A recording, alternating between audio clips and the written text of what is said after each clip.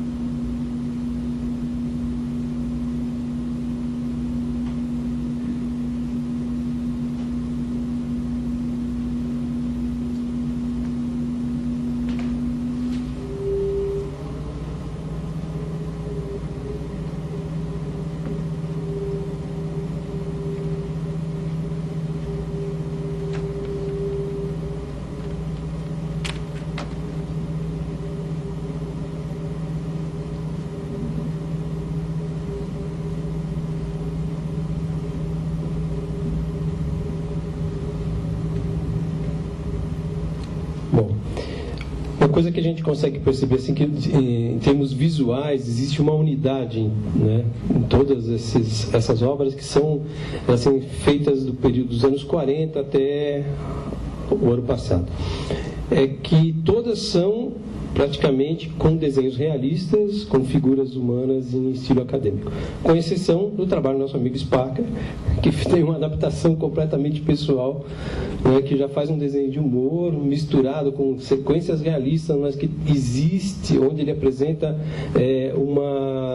um cenário, uma ambientação onde se passa a história, né, muito realista, com informações reais do local onde se passa, no caso, a história, que é em Salvador, na Bahia, feito com pesquisa fotográfica e desenhando no local. Então, esse é um dos pontos onde a gente pode observar em relação às adaptações literárias. Sempre, praticamente, se exigiu que fosse feito com um desenho realista. Nos anos 60, também houve uma moda, assim, da Disney na Itália, de se adaptar muitos romances e muitos filmes, onde os personagens da Disney viviam as histórias. Essas histórias não tinham a preocupação de retratar fielmente o local onde se passavam as histórias, e sim ser o mais fiel possível na adaptação das histórias, né? E fazendo assim o Pateta, o Mickey, o Pato Donald interpretarem os personagens dos livros e os desenhos serem feitos como é em Patópolis, né? Assim, os veículos, uma carruagem, o tipo de cavalo ou o tipo de armamento e de indumentária ligeiramente adaptado, né? Mas vamos voltar aí no tempo, que a questão que vem preocupando mais todo mundo atualmente é sobre por que volta-se a adaptar livros e essa coisa está virando uma moda, e por que os editores estão buscando gente que tenha fôlego para fazer histórias, desenhar história em quadrinhos, e gente que saiba adaptar os quadrinhos os livros para essa linguagem. Então, para responder essa questão, é que naturalmente é uma questão de mercado. Devido ao desinteresse total da grande maioria dos alunos, e o grande índice de analfabetismo, o que está se percebendo é que as pessoas não conseguem ler. Então, o que a juventude vem fazendo, e é legal falar juventude hoje para mim, a gente não sente o tempo passar, e juventude parecia que ser uma coisa assim eterna, e a gente vê que é eterna mesmo, mas é ao contrário. Então, a garotada consegue ler mensagens de celular ou recados de internet de 1 linha, 2 linhas no máximo. O resto não tem interesse em ler. Aí os catedráticos e o pessoal de educação agora resolveu adaptar a literatura mais pesada, coisa que já existia nos anos 50, para que seja adotada nas escolas, e acreditando que as pessoas, os garotos, os estudantes vão se interessar em ler nisso, né? Só que aí estão encontrando uma outra barreira. A criança não sabe ler história em quadrinhos. 80% de uma classe normalmente não lê Mônica, não se interessa por história em quadrinhos, nem conhece o código de história em quadrinhos. Não sabe se lê o balão primeiro ou se olha a cara do personagem, não sabe se lê o quadrinho da direita ou da esquerda. Parece um absurdo, mas é a verdade. Então, o que está se encontrando agora, né, de certa forma é uma coisa positiva, é que se descobre uma nova linguagem, que é o uso dessa preocupação de fazer com que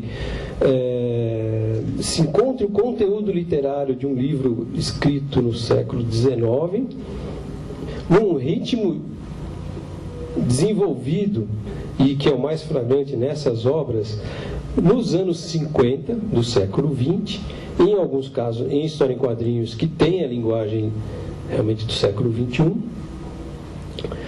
e se encontra nessas obras novas, essas adaptações se transformam numa nova coisa que tem uma série de códigos de linguagem que passa a ser uma novidade, e ao mesmo tempo é uma coisa que faz parte do cotidiano das pessoas que precisam da internet e computador e o celular.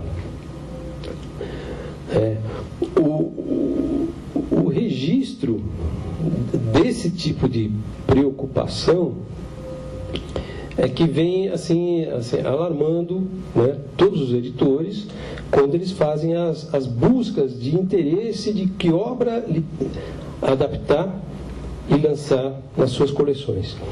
Porque o objetivo principal é fazer com que se conheça Machado de Assis, José de Alencar, né, e outros autores desse período romântico, onde esses livros que têm 400, 500 páginas no original, né, fica inviável, né, na leitura dos dias atuais, apesar de que eu acho que obrigatoriamente a pessoa tinha que ler mesmo, mas com o uso de história em quadrinhos, a pessoa pelo menos descobre o enredo e vê novo ritmo nessas histórias, e com isso isso vai fazer com que ele leia o original. O que eu gosto de lembrar, e eu sou editor de uma revista de literatura chamada Conhecimento Prático de Literatura, é que os escritores do século XIX recebiam por palavra. Então, essas obras tinham 500 páginas, 600 páginas, porque o cara tinha que escrever muito. Não é porque era para ser daquele jeito, exatamente. E também uma outra coisa, que tinha alguns deles que faziam questão de escrever de uma forma que ele pudesse falar para o vizinho dele: você não entendeu nada, certo? Porque ele gostava de escrever difícil, sabe? Eu não consigo lembrar o nome do autor agora, que esse é um problema de juventude, ao contrário, é que eu não consigo lembrar os nomes de quase nada, não sei o que tem na cola aqui. Porque tinha... Sim. Desculpe, posso fazer uma observação do escritador? Sim, todas. Uma coisa, estou estudando os discursos no Congresso, no tempo do Dom Pedro II, tinham que ter assim umas 2 horas. O pessoal falava assim: discurso com menos de 2 horas não presta. O cara ficava falando e recheando o discurso com citações também, né? Segundo Homero, não sei o quê, para deixar o discurso o mais longo possível. Também tinha essa. Obrigado. É uma observação importante que vale até hoje, acredito, né? Se a gente liga a TV Senado, ali a TV Câmara, então tem que ter um discurso, tem que ter um registro, né? E outro dia até eu fui na Câmara Municipal e por acaso eu fui no banheiro, não é por acaso, a gente vai ao banheiro. Então tinha um político de um lado desse lado de um partido e daqui do outro. E parece que eles estavam brigando por tempo para ficar no banheiro também. Mas não era para usar o vaso sanitário, era no paredão ali. Então, a gente percebe essas coisas, né, que, por uma série de circunstâncias, também acaba caindo na nossa questão aqui, que é a adaptação literária, né, dos quadrinhos. Mas eu gosto de história em quadrinhos pelo lado divertido mesmo da coisa. Então, nós fazendo uma pesquisa para um livro nosso, que é a história do gibi O Tico Tico, que foi a primeira revista infantil brasileira, foi lançada em 1905 e nós comemoramos em 2005. Fizemos um livrão que foi lançado com um exemplar facsímile dentro do livro, do número 1 dessa edição do Tico Tico. E ali, vendo os primeiros Tico Ticos, já descobri que em 1906 existia uma adaptação de Guarani. Eu não tenho na minha cola aqui o nome do autor, não consigo lembrar o nome dele. Ele era um dos desenhistas do staff do Tico Tico, que tinha uma série perto de 20 desenhistas naquele período, fazendo essa revista, né? E ele adaptou todo o romance do Tico Tico em 6 páginas. Eu só conhecia, então, a mais curta versão do Guarani era uma edição de 32 páginas feitas pelo Edmundo Rodrigues, pela editora Olivreiro, nos anos 70. O Spaco parece que conseguiu fazer em 16, não, foi 24, né? Por aí, mas não fez só para ele mesmo, né? E a edição que tem nas bancas tem por volta de 100 páginas, feita pelo Luiz G. Mas o clássico das adaptações literárias de O Guarani foi feita pelo André Leblanc nos anos 40, e foi reeditado muitas vezes, né? E é uma edição de 48 páginas. É uma das obras mais adaptadas, né, da literatura brasileira. Mas agora, assim, saltando aí, então vamos fazer uma cronologia aí dessas questões de adaptações literárias. O que a gente conhece, assim, da história em quadrinhos é que as primeiras histórias em quadrinhos, elas eram um desdobramento de charges e ao mesmo tempo um tipo de evolução, como é no cinema, de coisas lúdicas e de muitas piadas de pastelão, de vaudeville, que tem aquelas coisas de estrapalhadas, o cara tropeça, pisa na casca de banana, cai, essas brincadeiras, e as primeiras histórias em quadrinhos eram muito voltadas para as peraltices das crianças, né, daquele período, e naturalmente que era o tipo de coisa que acontecia normalmente, que era aquelas coisas bem politicamente corretas, que é amarrar no rabo do cachorro, do gato, um monte de lata, correr com ele, ver o que acontecia com isso, afogar os animais dos vizinhos e por aí afora. Então as histórias eram logo ali. Fora que muitos autores de livros e autores de pulps, né, que eram aquela literatura mais barata mesmo, feita pelos americanos e também, né, na Europa, eles passaram a escrever histórias em quadrinhos também. No Brasil, da parte que a gente tem como registro, porque infelizmente é muito difícil da gente encontrar, né, como por exemplo a própria coleção do Tico Tico, que é a primeira revista infantil brasileira, de 1905, né, até os anos 30, praticamente só tinha essa revista para as crianças. Era uma revista semanal, era muito cara, e era uma revista que não era de histórias em quadrinhos. Ela tinha história em quadrinhos também, mas era uma revista com passatempos, com contos, poesias e uma série de outras coisas que é bem interessante ser dentro dessa questão de formação cultural, né? Que se existe essa preocupação de passar isso, né, as crianças e para os jovens é que então, tentar voltar a fazer uma revista desse jeito, né? E no Tico Tico tinha muitas adaptações de literatura clássica daquele período, coisas de interesse daquele período, que era As Mil e Uma Noites, histórias mais de tipo contos e fadas, coisas mais antigas, né?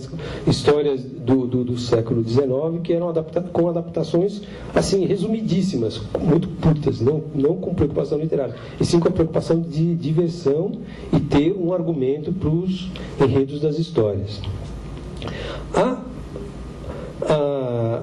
A série mais conhecida da adaptação literária, tentando adaptar um livro inteiro para um gibi, foi surgindo nos Estados Unidos nos anos 40, que é o Clássicos Ilustrados,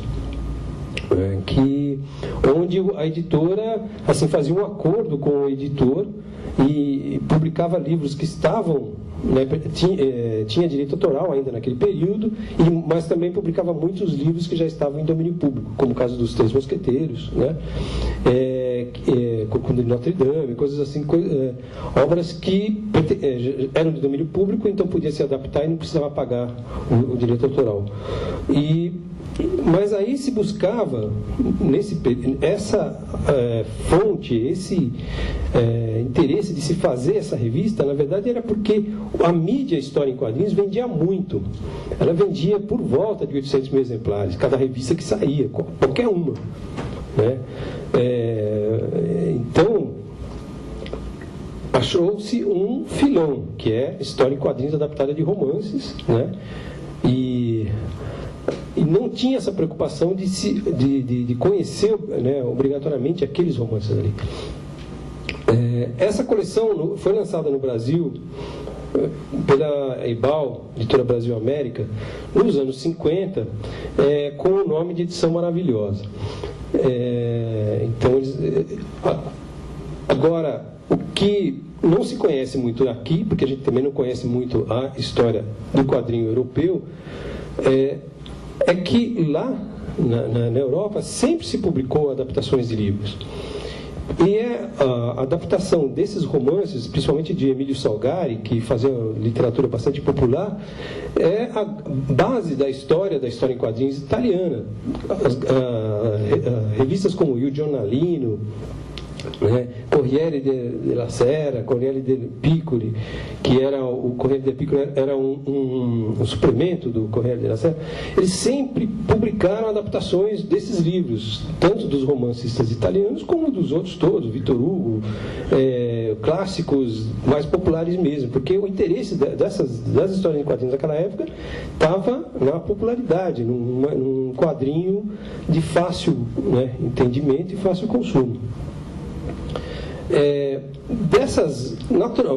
Naturalmente, esses trabalhos eram feitos muito às pressas.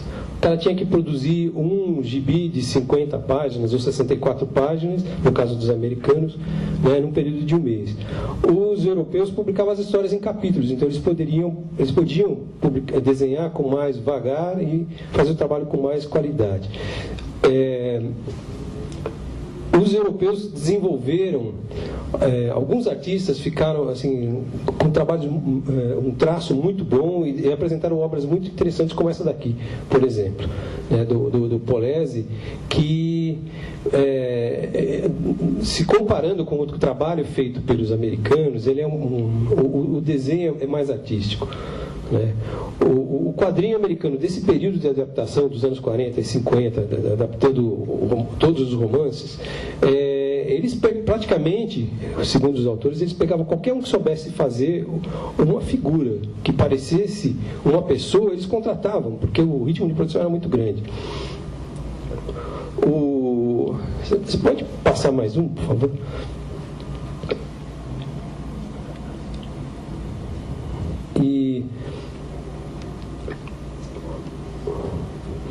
Aqui também, aquele quadrinho, aquela história em quadrinhos e essa daqui, que está aqui só tem um pedaço, né? Está faltando a página toda. Aliás, esse é o mesmo. é da coleção Epopeia, que era uma série de revistas da editora Ebal, da segunda metade da década de 1950, que essa revista era num tamanho muito grande, assim, para o gibi da época, né? Ela era no formato da revista Caras, por exemplo. Hoje tem esse formato. Eu trouxe uma aqui.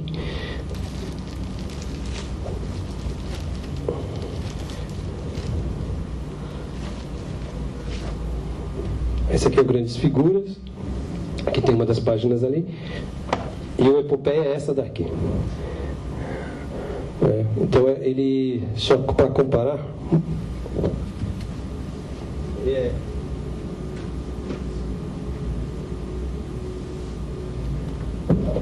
maior que um gibi normal. E trouxe aqui uma outra coisa, que é o jornalzinho, que é um outro detalhe. O jornalzinho era um veículo feito pela Cúria Metropolitana de São Paulo, que essa edição era de número 430, era uma publicação semanal, começou com 16 páginas, e logo no início, isso nos anos 40, ele sempre foi impresso em algumas cores diferentes. Aqui a gente tem uma amostra, no caso muito particular do jornalzinho. O jornalzinho e o giornalino, a tradução, né, versão do giornalino italiano. O giornalino lá, ele apresentava trabalhos de muitos autores diferentes e realmente assim formou mais de 200 autores, 200 desenhistas e roteiristas. Aqui no Brasil é uma coisa típica brasileira também. Ele praticamente só tinha os desenhos do Nico Rosso, que era italiano, e ele foi importado para poder fazer essa revista. O Nico Rosso fazia todas as ilustrações e todas as histórias em quadrinhos durante um período de quase 10 anos, né, da publicação, isso semanalmente. E o Nico veio para o Brasil, pôde vir para cá por questões de imigração e tal, para poder trabalhar aqui no jornalismo, no jornalzinho. E aqui o jornalzinho fazia adaptações de romances, as primeiras histórias todas, nesses 10 anos ele fez adaptações que o próprio Nico fazia, porque ele lia os livros e ele mesmo sugeria, e o redator fazia o texto final. Ele adaptou, assim, como a publicação era semanal, ele começou a adaptar coisas assim bem estranhas e exóticas e distantes até mesmo da nossa cultura, como é o caso que tem aqui.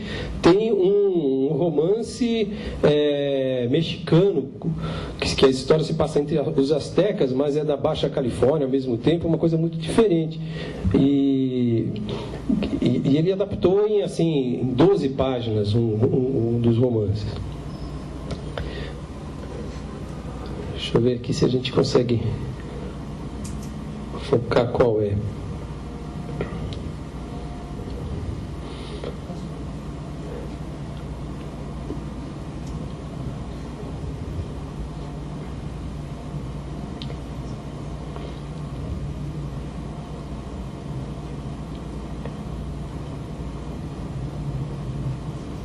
Aí, tá ok. Obrigado. Esse é o caso do romance, né, que está aqui não sei se é nesse exemplar do jornalzinho. O desenho é do Nico Rosso, onde ele fazia essa história em quadrinhos. A arte é pintada, ele pintava com vermelho e azul só. Não existe outras cores, não existe seleção de cores, nada. Ele obrigatoriamente tinha que fazer isso. Só que com um detalhe que é complicado para quem não entende de artes gráficas poder entender. Ele não pintava com essas cores, ele tinha que desenhar duas vezes. Ele desenhava um original, tudo em cinza, que valia para a cor azul, e o outro também em cinza, que valia para a cor vermelha. Durante um grande período ele fez várias páginas assim, porque a revista, ela é assim, impressa aqui em duas cores. É vermelho, não é magenta, que é como é a cor de gráfica, né?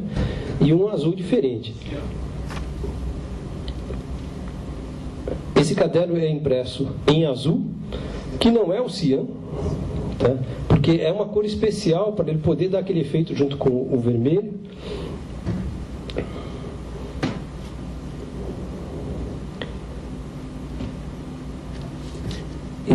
Esse exemplar não tem, mas tem uma outra parte que é em preto, impresso em preto. Aqui a grande parte é impresso em azul, né? Eu digo, a diferença desse do cian é que essa tinta azul, ela tinha que ser preparada diferente, acrescentava-se alguma coisa a mais para ele poder ficar um pouquinho mais escuro.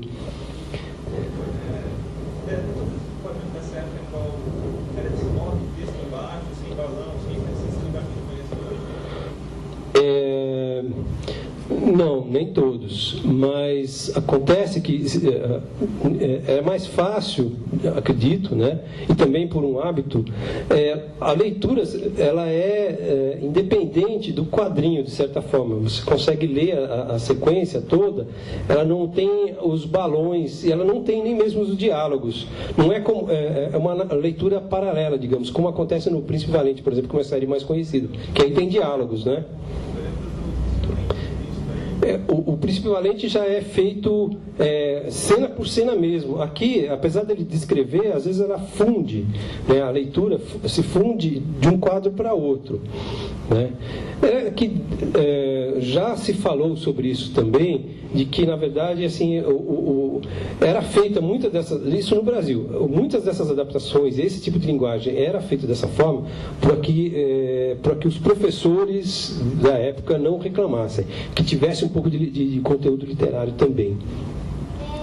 Assim, os textos que estão escritos embaixo não tem diálogo, né? Só o narrador. Nesse caso, sim. Mas todos os gibis que eram escritos assim, sem balão, embaixo não tinha diálogo? Não, muitos deles tinha diálogo, e como num livro, ele a seguir do diálogo dizia quem estava falando. Ou às vezes o diálogo vinha entre aspas, né? E tem muitos casos que tem os diálogos.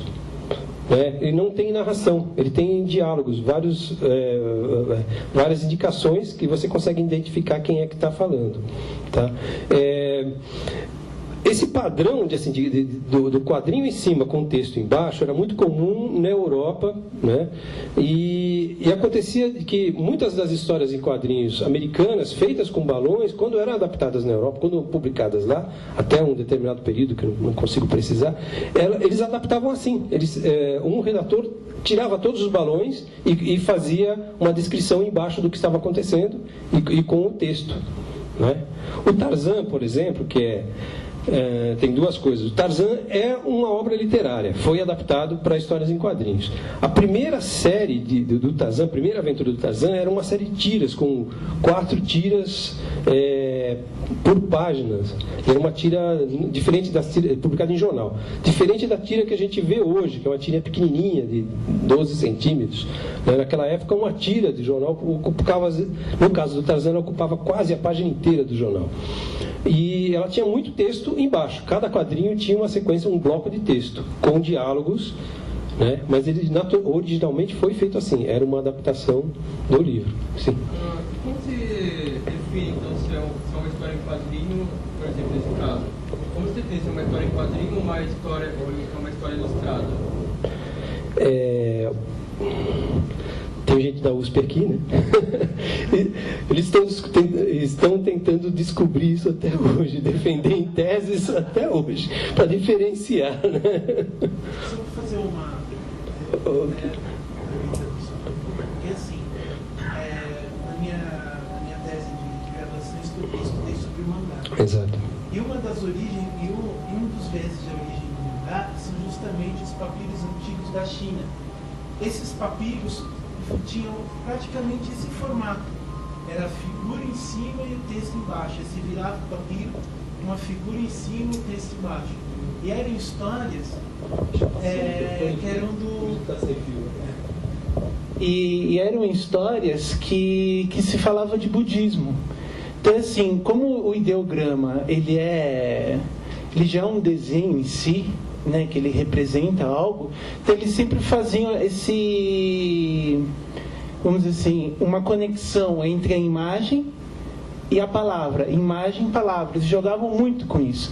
E foi daí que esses papiros começaram a se disseminar por toda a Ásia, e que provavelmente também deve ter chegado na mão dos europeus pelos árabes, né? Bom, aí já é uma história longa, mas... Essa questão do que eu acho que agora a internet vai chegar nisso. Internet não, o celular pelo menos vai chegar nisso. A gente já vai ver os quadrinhos de forma vertical, como são os hieróglifos, né? Num código que você não lê as palavras, mas você consegue identificar os códigos e ler muito rapidamente, né? Eu estou tentando isso há 50 anos com desenho. Desenho é bonequinho, né? mas a gente chega lá. O que acontece, para mim, história em quadrinhos é qualquer coisa que tem desenho e tem texto. Ou qualquer coisa que tem texto e alguns rabiscos, ou qualquer coisa que tem desenho e não tem texto nenhum. Sempre, o desenho é uma coisa que tem que estar presente na história em quadrinhos. E uma narrativa de uma coisa sequencial, né? Então, já se discute há muito tempo também sobre isso, se principalmente a história em quadrinhos é uma história ilustrada, né? E eu acho que é quadrinho porque tem essa mistura, né? Tem que ter, a pessoa tem que ter as duas coisas para poder entender o que é.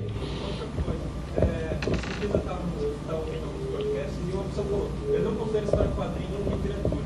Eu gosto, mas não considero. Eu fiquei pensando, mas se eu for pegar, o Luiz defendeu a vida toda dele, que história em quadrinho era literatura, né? Afinal, eles estão aí por causa dele. Mas ainda tem muita gente que tem essa coisa, pois história em quadrinho é mais abaixo de literatura, sabe? Como é que você cara? Essa...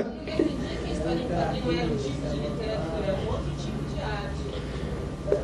A questão da ordem, qual que é? Literatura, escultura, história em quadrinhos, cinema, qual é a ordem? É uma questão também.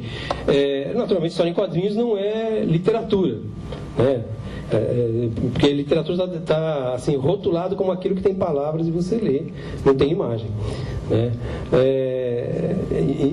Agora, eu, como edito uma revista de literatura, e eu gosto de publicar um artigo de história em quadrinhos em toda edição, porque cada vez mais existe o leitor de literatura que gosta de história em quadrinhos e o contrário também, né? E é sempre bom também a gente mostrar para quem compra livros, que também é uma outra questão, mas isso é uma questão de mercado, econômico mesmo, de que existe um mercado de produção de história em quadrinhos que interessa ao leitor de livros, né? Bom, eu acho que essa história assim é um quadrinho também, por causa que praticamente as histórias ilustradas, elas têm mais, na maioria das vezes eu acho, tem mais texto do que foto, né? E a história tá dentro do quadradinho, né? Daí eu acho que é a história em quadrinho, né? Pelo volume, a história em quadrinhos. Essa questão também do nome, da nomenclatura, que é história em quadrinhos, é quadrinho, porque no Brasil que chama história em quadrinhos, os outros países não tem esse nome, cada um tem um nome diferente. Mas ainda voltando para a questão do caso do Jonalino, que era um tipo de coisa de produção, de adaptações de romances, né? Essas publicações, como o Jornalzinho, o Jonalino, eles publicavam, além das histórias em quadrinhos, com adaptações literárias, as histórias em quadrinhos criadas especificamente para a revista, também publicava literatura, contos, poesias e outras coisas, né? E com essa fusão, essa mistura, é que, né, fez com que essas coisas ficassem interessantes. A busca, que eu volto a falar agora, busca dessa questão da adaptação de literatura para quadrinhos hoje, é para tentar realmente assim, fazer com que as pessoas leiam, né? Então é isso. Você pode passar mais um, por favor, que a gente mudar o ponto. Que esse daí é um outro tipo de... Esse é um tipo de quadrinhos, né, normal, que é daquela época, dos anos 50 e 60, que naturalmente vale o talento do autor, que ele fez uma página com muito mais dinamismo que o convencional, né, que vocês podem ver que aqui é uma outra questão de estudo de planos, ele não repete nenhum plano em nenhum dos quadros da página, que era muito comum naquela época, ficar sempre ou rosto, ou meio corpo, ou plano americano e todas elas. Essa página já tem mudanças de planos, né? E aqui dá o nome dele, Nelson Jungblut, que fazia para o Cezinho, que era um outro tipo de de coisa, de publicação que existiu no Brasil, que hoje não existe mais. Cezinho era uma revista feita pelo SESI, era mensal, 64 páginas, um monte de histórias diferentes, histórias feitas para a própria revista, também tinha adaptação literária, de quadrinhos adaptados de livros, e também tinha livros, contos, literaturas, trabalhos de autores, de leitores, e uma série de desenhos muito interessantes. Inclusive aqui tem um trabalho do Ziraldo irreconhecível, a gente só sabe que é dele porque ele assinou, né? E aqui tem um outro tipo de quadrinho também de adaptação literária que é mais focado a esse período histórico dos anos 70, que é uma história tratando aí de genocídio, etnocídio, com essa preocupação de etnias que existia na época, e uma coisa própria dos anos 70, que era essa questão de descobertas dos valores, dos direitos humanos, coisas que passavam, né, assim, distante, principalmente de uma história em quadrinhos, até aquele período, onde a história em quadrinhos que era publicada era só coisa para diversão. E aqui ela começa a se mostrar e enfrentar a realidade. Esse trabalho das Mil e Uma Noites é uma descoberta bastante interessante, que esses desenhos do Fernando Bento, né, e os textos desse Simões Múlio, o Adolfo Simões é um poeta português dos anos 30 e 40 e jornalista também, e trabalhava em revistas infanto-juvenis e também em revistas esportivas. Ele tem uma produção muito grande, não só de contos, prosas, tem romances também, e autor de muitos quadrinhos. Aqui, no caso, ele adaptou As Mil e Uma Noites com desenho do Fernando Bento. Fernando Bento tem um trabalho fabuloso, a gente se surpreende assim, com o estilo dele, que é muito assim, diferente. É uma história, essa história dos anos, se não me engano, era de 46, ela foi publicada em 48, e aqui ela foi relançada numa publicação chamada Cadernos de Banda Desenhada, que a proposta desse cadernos era resgatar as histórias em quadrinhos mais estranhas feitas em Portugal no passado. Aqui tem um caso típico de um tipo de produção de história em quadrinhos, não só literária, mas que faz essa fusão e confusão, né, para a gente. Os quadrinhos de aventura ingleses do começo do século XX até assim, depois da Segunda Guerra Mundial, tinham esse formato: tiras com os blocos de texto embaixo. Pode-se notar que as colunas de texto elas são exatamente iguais, são 3 colunas de texto, apesar do desenho às vezes ir para a direita e para a esquerda, os quadrinhos ficarem irregulares, e a narrativa ela não descreve exatamente o que está escrito aqui. É uma continuidade da história, só que para você entender a história precisa olhar o desenho e ler o texto. O texto não descreve o que tem no desenho. Tem muitas informações visuais mesmo. Em cada desenho tem uma sequência de imagens, uma série de imagens que no texto não tem. O texto só ajuda, só complementa, digamos, a sequência, né, visual.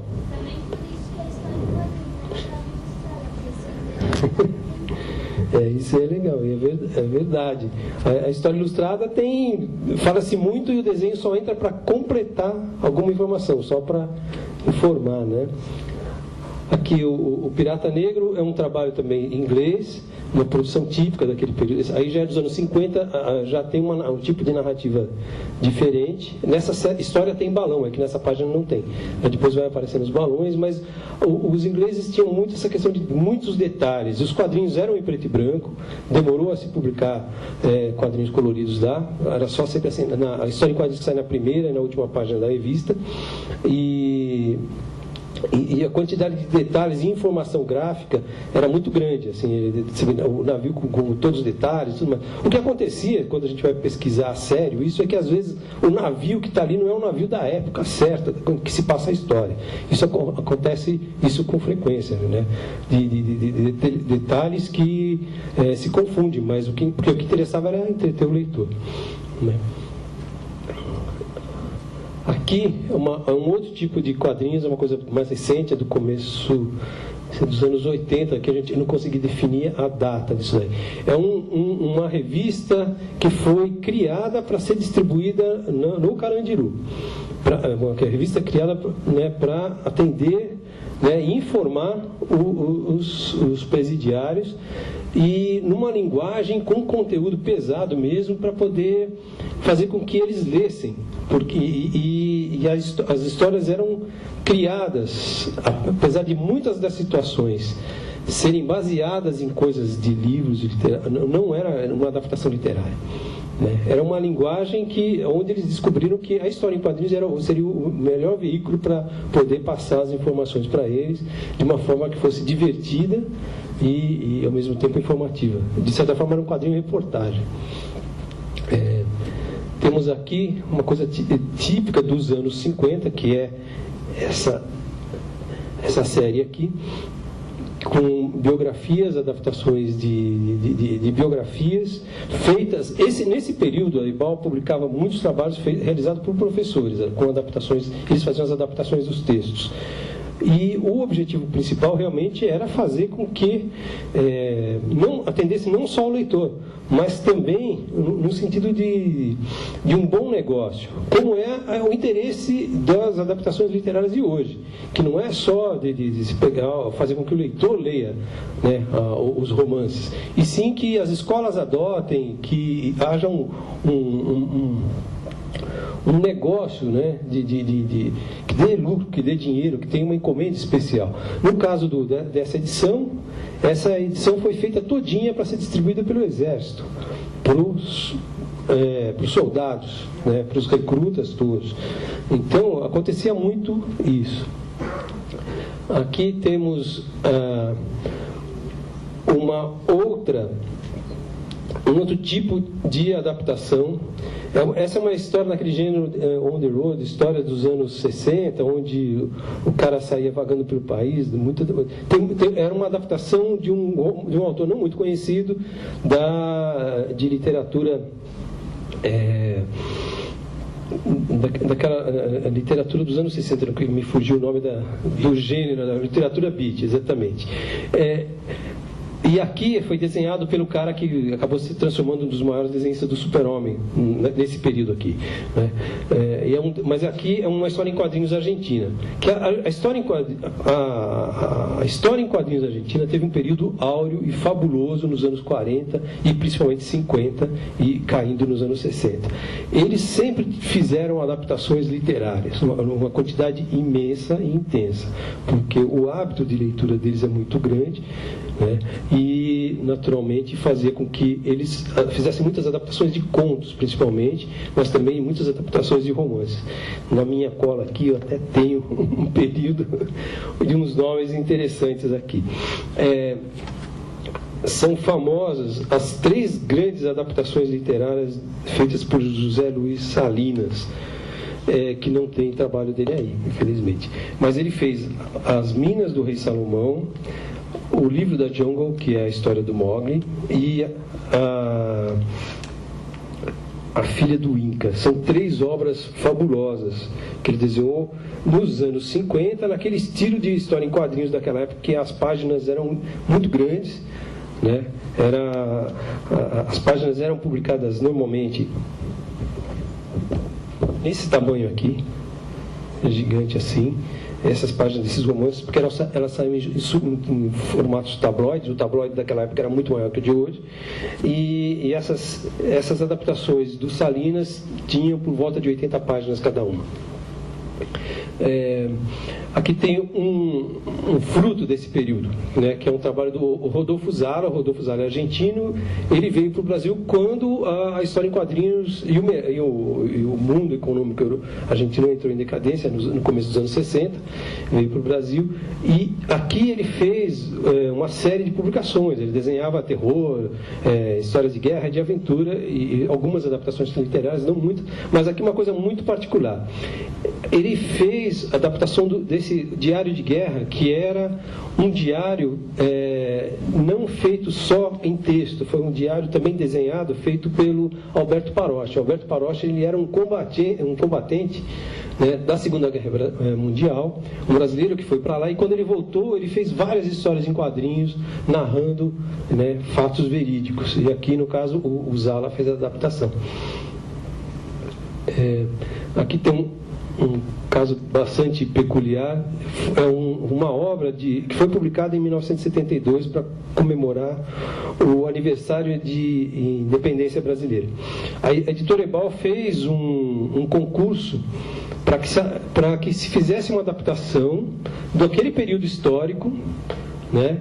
E era um concurso assim que valia qualquer tipo de história, e o Luiz Antônio Novelli, que ele era arquiteto, venceu o concurso e fez um gibi de 32 páginas, é um trabalho fabuloso, foi publicado nesse formato. Mas quando ele recebeu o prêmio, ele falou que ele jamais faria uma história em quadrinhos de novo, porque ele nunca tinha sofrido tanto. E realmente o trabalho é muito interessante, e bem diferente e peculiar. Essa é uma das páginas, aliás, é a última página dessa obra, né, que tem assim, citações, né, de obras plásticas bastante. Principalmente aqui tem uma cena muito conhecida para poder ser identificada, que é no Ipiranga. Ele não é paulista, que é uma coisa curiosa, ele é mineiro. E tem um quadro do Pedro Américo lá, um detalhe que ele assina, inclusive, ele deixou a assinatura do quadro para poder. E nessa época não existia xerox, mas era muito difícil. Isso em 72 era mais fácil usar fotocópia ou decalcar o desenho mesmo, era muito difícil, é um trabalho muito elaborado. Aqui nós entramos numa outra obra dessa coleção, né, de grandes figuras. Aqui é a biografia do Tiradentes, e uma coisa bastante interessante, que aqui é uma ilustração feita exatamente para essa edição por Antônio Eusébio, e aqui tem um poema, né, que foi feito também e adaptado de uma outra forma que usualmente não se fazia nas histórias em quadrinhos. E esta é a última página dessa história em quadrinhos onde tinha aquela cena. Uma cena bastante forte e diferente para um quadrinho daquele período, né? Que é uma splash page, né? Essa cena toma a página toda e tem assim, esse impacto todo, que é toda a cena vista pela forca, né? Foi desenhada pelo Leon Paras, que é um artista argentino daquele período dourado argentino. E nessa época ele estava aqui já no Brasil. Aqui temos o Jubiabá do Spaca. Está escrito errado aí, que é do Jorge Amado, mas esse é do Spaca. Então tá certo aqui, né? Que tem toda essa a realidade, né, de Salvador, desse período que ele conseguiu retratar, o bonde, tudo isso, toda essa cena, e o desenho, como eu estava falando antes, que é um desenho de humor misturado com um desenho real. Eu acho que no livro mostra como é feito essa sequência, né? Tem um making of. E aqui uma sequência que só dá para se fazer em história em quadrinhos, nem em cinema consegue fazer isso, que é misturar todas essas coisas numa única página, num único momento. E você conseguir ler tudo numa sequência só e imaginar onde você quer ler primeiro. Você pode saltar daquela sequência para cá, ouvir dali para cá, ouvir daqui para lá, né? Que é uma coisa que é essa magia que o quadrinho permite, né? E o Spaca está aqui, depois vai falar, acredito, né, sobre os métodos dele. Aqui tem uma adaptação de A Cartomante, que é um conto, né, do Machado de Assis, feito pelo João Fevereiro. O João Fevereiro era aluno do Nico Rosso, que fazia esses trabalhos aqui, e ele tem um domínio de narrativa com visuais assim, cinematográfico. Ele trabalha muito com closes e muitas tomadas assim, vistas de cima e vistas de baixo, uma coisa muito diferente, que é um hábito no desenho dele. Ele resolveu assumir isso, de fazer tomadas de cenas diferentes. Aqui uma outra adaptação da mesma coleção, que é da Escala Educacional, né, de um conto também do Machado de Assis, só que dessa vez feito pelo Virachã. E o Virachã, ele também optou por não fazer os desenhos realistas, e sim de uma forma que seja de humor, mas ao mesmo tempo misturando os elementos de humor com desenho realista. Outro trabalho do Virachã, desse conto, A Nova Califórnia, que é uma história fabulosa, né, dentro da história da literatura brasileira. E aqui ele usa um tipo de cor para deixar o clima todo, né, todo escuro, porque essa história, só no resumo rápido, é interessante assim, que numa cidade de interior um cientista vai fazer um experimento lá e ele acaba descobrindo que os ossos das pessoas podem ser transformados em ouro, né? Então acontece uma invasão no cemitério que todo mundo quer pegar os ossos para transformar em ouro. E é uma história assim muito bem narrada, o ritmo que vai acontecendo, né? É muito interessante. Aqui uma história bastante paulistana do Alcântara Machado, Brás Bexiga e Barra Funda, desenhado de novo pelo João Ferreiro. Aqui tem esses quadros vistos de baixo, né? Essas tomadas de cenas que ele gosta de fazer. O Virachã toma o tema de novo de outra obra do Alcântara Machado, mas só que não está errada a legenda. Essa história não é o Brás Bexiga, é um outro romance do século XIX, mas só que eu não consigo lembrar agora qual que é.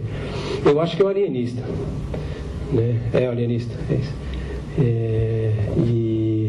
Então ele gosta muito dos cenários, do ambiente, desse tipo de pessoas, desenhar as pessoas. O Virachã tem a particularidade de gostar de desenhar figuras, pessoas diferentes, né? É uma coisa que ele fica parado na rua desenhando as pessoas. Aqui tem uma coisa bastante interessante, que é uma adaptação do Shakespeare feita pelo Gianni Di Luca. O Gianni Di Luca era um dos artistas italianos do giornalino. Ele passou uns 20 anos fazendo muitas adaptações literárias e personagens deles e série deles também. Só que o De Luca foi desenvolvendo o estilo de desenho dele, assim, limpando os traços e fazendo contornos mais grossos nas figuras, sempre trabalhando com bico de pena. E ele resolveu fazer, nos anos 70, foi em 71 para 72, resolveu fazer uma trilogia de Shakespeare. E essa obra é fabulosa, porque ele quer narrar como se fosse uma peça teatral, onde, sem dividir os quadrinhos, e aqui sim é um momento que, na hora de fazer um estudo acadêmico, como é que isso é história em quadrinhos ou não é, porque não tem quadrinho, não tem separação de cenas. E o personagem, né, nesse caso aqui de Hamlet, ele vem lá de cima e a sequência vai acontecendo, como cada cena como se fosse um quadrinho, né? Se puder mudar, por favor. Aqui é um outro momento da mesma história, onde eles estão no cemitério e os personagens de novo vêm lá de cima e vai acontecendo as coisas. E agora dá para ver assim, toda a ambientação que é focada desse lado aqui e os personagens caminhando, né? Aqui nós conseguimos colar 2 páginas, porque a revista, a publicação toda é composta de páginas duplas.